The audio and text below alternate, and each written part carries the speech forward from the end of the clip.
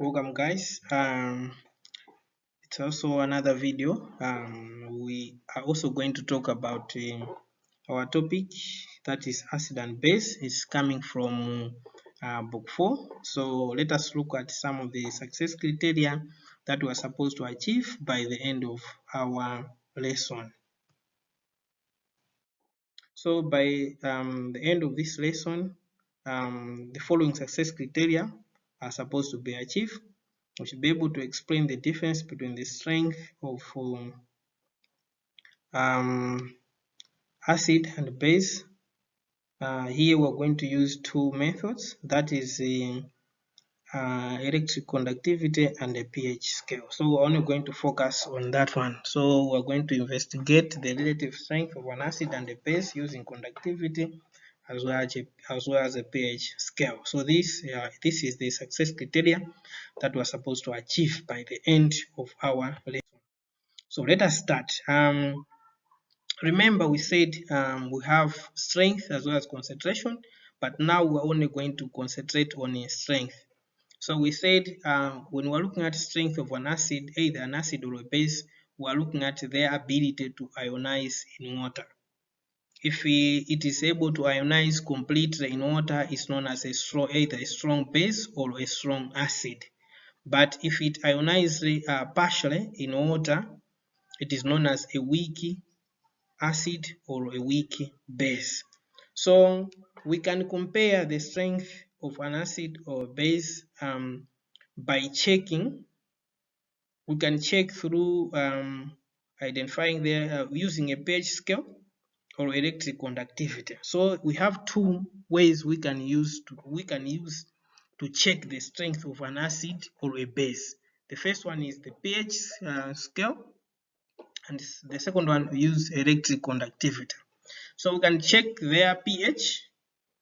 We'll be able to detect if it is strong or weak, as well as we can detect if it is strong or weak by looking at their ability to conduct electricity. Remember, they are able to ionize, and their ions are mobile in a solvent, so they can be able to carry charge from one place to another. So it is always important to ensure that the acid or base being compared have the same concentration, because concentration matter. If they have different concentration, it means now there will be more in the other one, there will be more number of solute than the other one. Dissolved in the same solvent, you need to use a uniform solvent and should be of the same volume. So determining the strength of an acid and a base using an electric conductivity, we'll start with that one. Acid and base are able to conduct electricity because they ionized in water, or they dissolve. When they dissolve in water, they break into ions, and these ions are able to move from one point to another. Therefore, they can carry charge and conduct electricity. However, the electric conductivity depends as well as on the strength of an acid and base being used. So if you have a strong base which ionize completely, it means you are going to have many hydrogen ions which can be able to carry charge from one point to another. Unlike when it ionizes partially, it means it will only produce few ions which will be able to which will not be able to carry charge from one point to another. So let us look into details. On the other hand, weak acid or bases are weak electrolytes because they can conduct electricity in small extent. That's why they are known as weak electrolyte, because the substance which does not conduct electricity is known as non-electrolytes, because they do ionize completely when they dissolve in water by releasing few hydrogen ions. So they can still carry small extent of charge from one point to another, because the ion which they release is just small, but will be able to carry charge from one point to another because they are mobile. So we can be asked to carry out that experiment in the lab, and we can also be asked to describe that experiment. So when we are describing an experiment, I said in some of the previous videos that when we are writing the question, we just write in a procedure form, everything is included in that particular procedure. But here, since we are writing in a procedure where we need to start with an aim, material, procedure, discussion, as well as conclusion. So based on our question which we have here, the aim of our experiment would be to investigate the strength of acid base using conductivity apparatus. The materials that we need an ammeter or a bulb, a beaker, cells, 1 molar sodium hydroxide, 1 molar hydrochloric acid, 1 molar ammonia, 1 molar acetic acid, and 2 electrodes.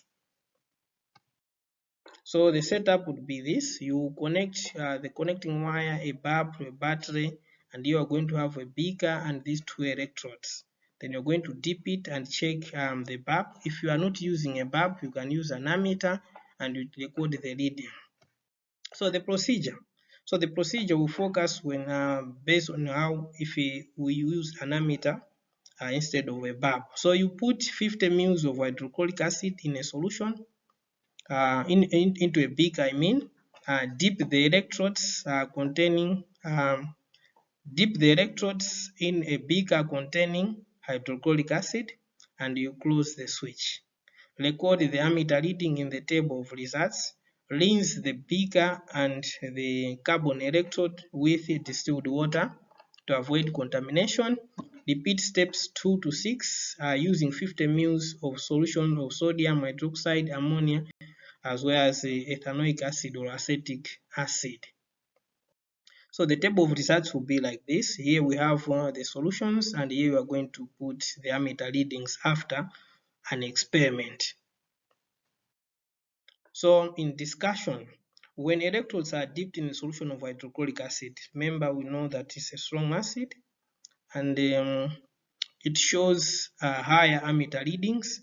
This indicates that it is a strong acid. So if we intend to, if we dip the electrodes in hydrochloric acid as well as in sodium hydroxide solutions, it will show higher ammeter readings. This indicates that these are strong acid base solutions. Why they are able to ionize completely and release all its ions. An acid will release its hydrogen ions, while a base will release its hydroxyl ions. When the electrodes are dipped in the solution of ammonia and acetic acid, it shows lower ammeter readings. This indicates that they are weak acids and base respectively. So they partially ionize and release few ions. In conclusion, the higher the conductivity, the stronger the acid or a base, because there is more ions in the solution. The lower the conductivity, the weak the acid base, because there are few ions in the solution. Note, in conductivity, a bulb can also be used. If we can go back to our slide where we have a setup, there is a bulb. So a bulb can also be used to signify or to identify if the solution is a strong or weak acid or base. So if it gives light, brighter lightness, it means the solution is of strong acid or base. But if it produces a dim light, it means it is of weak acid or base. If it produces dim or no light, it means it's from weak acids or base. So here we have a video which is illustrating how we can identify or test the strength of an acid using electric conductivity. So let us watch the video and check on how we can carry out the experiment, because in terms of description we have already done in the previous. Okay, what you're looking at is a conductivity tester, which is just a light bulb and some electrodes down below. When I touch the electrodes with this cupola, which is made of metal, okay, I'm just completing a connection for the electrical circuit. And as I do that, of course, the light is lighting up, and the brightness of this light is the brightest you're going to see. So we're going to test 4 different chemicals after I prove to you again. I think you've all seen this before. Those of you who can't see because Zawin's there taking the picture, move off to the side so you can see what's going on. Okay? Yeah, so if you can't see, just move to where you can't see. So, first off, here we are with deionized water. Nothing. Okay? Water does not conduct electricity. What does it need? Water. Ions. No ions, no conduction. Alright? Now, what's the first thing I'm supposed to test? Hydrochloric acid. And I've got a little, yes, I have a beaker here with hydrochloric acid in it. And what is your prediction? Is hydrochloric strong or weak? Strong. Strong. Which means it ionizes how much? Everything. 100%. Okay. Now, I'm just going to barely touch the water to the electrodes. Just a little bit. It's pretty hard to not have it conduct and get as bright as that baby will go. Notice it does dim down a little bit as I get more shallow. I'm just letting it down, barely touching the electrodes, trying to get it to conduct just a little bit. But there you can see strong acid, got lots of conduction, which means, what does that mean when it's conducting a lot? What's helping it to conduct? Ions. Okay, here we go. What's my next stuff to test? What is it? Oh, acetic acid. Acetic acid. Okay, is acetic acid strong or weak? Weak. Weak, okay. What is your expectation? Low light. Low light. Oh, low light. Let's see. Low life. Not low life, low light. Now you see it's just barely coming on, and as I get it deeper in the water, you can see that's about as much as I'm going to get. Okay? What does that mean about the number of ions in the water? Very few. A bunch less. Yes, a bunch less. Yeah, Princess? I'm sorry? Yeah, the brightness of the bulbs. Okay. Now, what's our next thing that I'm supposed to test? Sodium hydroxide. Okay, let's check it out. Sodium hydroxide. Oh, sodium hydroxide. I'm sorry, I did the wrong one. Okay, sodium hydroxide. Well, expectation. A lot of light. Yeah, just like the HCl. Yeah. Okay. Very strong base. And now the ammonia. Okay, I already gave that one away. So, yes, you're going to see, just like the acetic acid, it doesn't give you a lot of conduction. But it obviously does form ions. And you have everything now for procedure 2 of the acid-base lab. Let's see what it looks like. So we can see that from the experiment, from the video, we're seeing that all the strong acid and bases, they're able to produce a brighter light because when they dissociate in water, they break and they release many ions. That's why the ions are able to carry charge from one place to another and they conduct electricity. But the weak acid and bases, they are able to produce dim light just because there are few ions present in water. It does not ionize completely, but it ionizes partially. Therefore, there are few ions in water. Now, in our experiment, some of the variables that we need to be controlled to avoid biasness in the results are as follows. We need to control temperature. We need to control electrode surface area or electrode spacing. We need to control the concentration of the solution used. We need also to control the nature of electrodes which we are using. We can also determine the strength of an acid or a base by using a pH scale. So a pH scale is a standard color chart with a set of numbers used to indicate whether the solution is an acid, a base, or a neutral.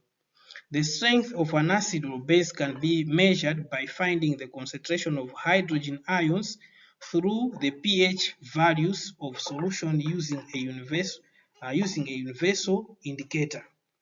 The smaller the pH values, the more acidic the solution is. The greater the pH value, the strong the base is. Note that a universal indicator is preferred when measuring the pH values because it gives wide range of colors. So this tells us that you cannot use a pH scale alone. It works in conjunction with a universal indicator. Why do we prefer a universal indicator than other indicators? A universal indicator, when you add it in an acid or base, it gives variation in colors, which is able to tell you that this one is strong or weak acid or bases when you compare with a standard pH color chart. So when we're talking about a standard pH color chart, it looks like this. It has different variation of colors with pH values.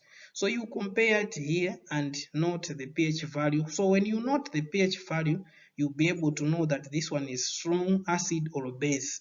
For us to identify that this one is a strong acid or base, strong acids start from 0 up to 2 here. Or 3 point something, while weak acids start from 3.5 up to 6.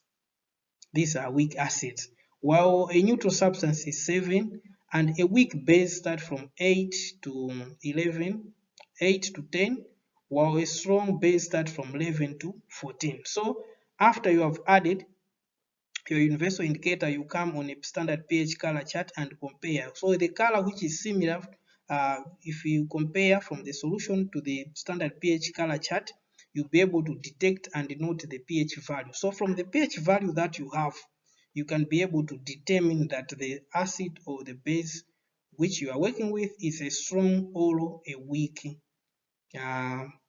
is strong or weak. Now we have a table on the pH scale chart which is indicating the color and the value. So dark red is 0, red is 1 to 2, these are pH value, orange is 3 to 4, light orange is 5, yellow is 6, green which is neutral, dark green is 8, then light blue is 9, dark blue is 10, violet 11 to 12, purple 13 to 14. So these are the values that we have on the pH scale. Now we can be asked to describe an experiment on how we can carry out or to identify the strength of an acid or a base using a pH scale. So describing an experiment to determine the strength of an acid or a base using a pH scale. The aim is to determine the pH, to determine the strength of an acid and a base using a pH scale. The materials that we need beaker, we need 2 molar hydrochloric acid, dropper, 2 molar ethanoic acid, the pH chart, and 2 molar sodium hydroxide, ammonium, 2 molar ammonium hydroxide, and a universal indicator. The procedures measure about 20 cubic centimeter of 2 molar hydrochloric acid, 2 molar ethanoic acid, as well as all the solutions given, and place them in a separate beakers. Add 2 to 3 drops of universal indicator solution in each beaker and note the color change of the solution. Compare the colors of the solution with the colors given on the standard pH color chart and determine the pH values. Record the pH values. So this is a table where you can record the pH values as well as the color. In discussion, strong acids have greater amount of hydronium ions hydrogen ions. I mean here, strong acid has greater amount of hydrogen ions and their pH values ranges from 0 to 3.5. Weak acid have few hydrogen ions and their pH ranges from 3.6 to 5.5, while weak base have few hydroxyl ions and their pH value ranges from 7.5 to 10.5, while strong base have greater amount of hydroxyl ions and their pH values ranges from 10.5 to 14. The pH value of neutral substance such as pure water is 7. Now we're going to watch a video where we're illustrating how you can determine the strength of an acid or a base using a pH scale.